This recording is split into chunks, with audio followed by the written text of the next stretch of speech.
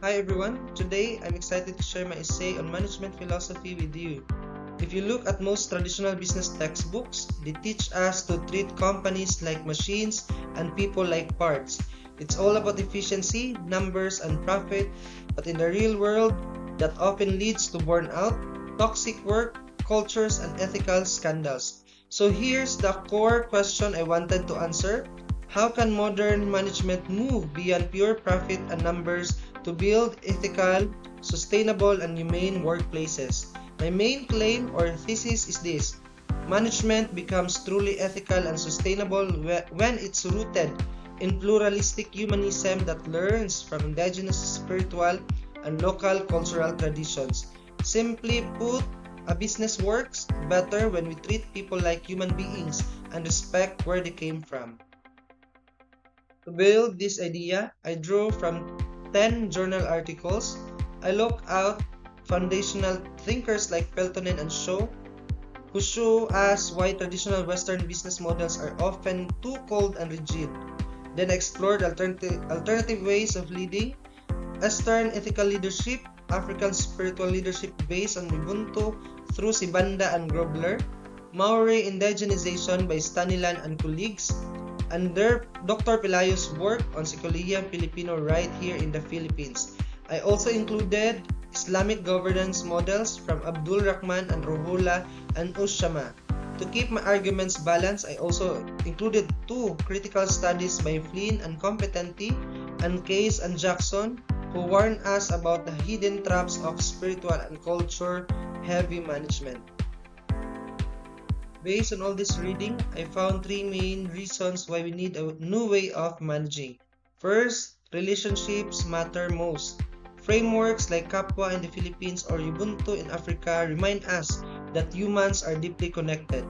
When bosses treat employees like family or community, trust goes up and people do better work. Second, faith and values create real accountability. When leaders feel responsible to a higher purpose, like the Islamic idea of amana or sacred trust, they do the right thing even when no one is watching. Third, one size does not fit all. Standard Western business tools often fail in other parts of the world because they ignore local culture. Using local wisdom makes leadership feel authentic and respectful. However, critical thinkers raise valid objections.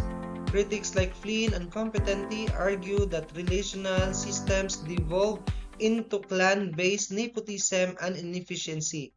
Scholars like Case and Jackson warn that corporate spirituality can become a tool for ideological control and employee manipulation.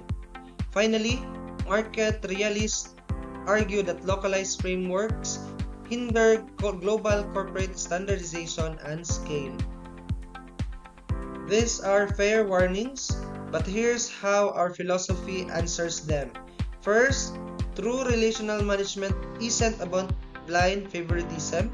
Systems like Islamic governance or traditional community laws explicitly demand fairness and justice for everyone, balancing love with strict accountability. Second, fake spirituality is easy to spot.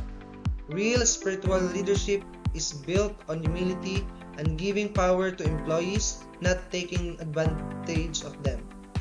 Third, adapting local culture doesn't mean tossing out business structure. Pluralistic management simply means keeping universal standards for operations while using local wisdom to treat people right. To wrap things up, here are my three main takeaways. First, relational leadership turns a stressful office into a supportive community. Second, spiritual accountability stops short-term greed and protects the future. Third, culture pluralism gives global companies the flexibility to succeed anywhere ethically. When we honor people's culture, dignity, and values, management stops being just a job. It becomes a force for good. So this is my essay in our philosophy of management. So thank you for so much for listening.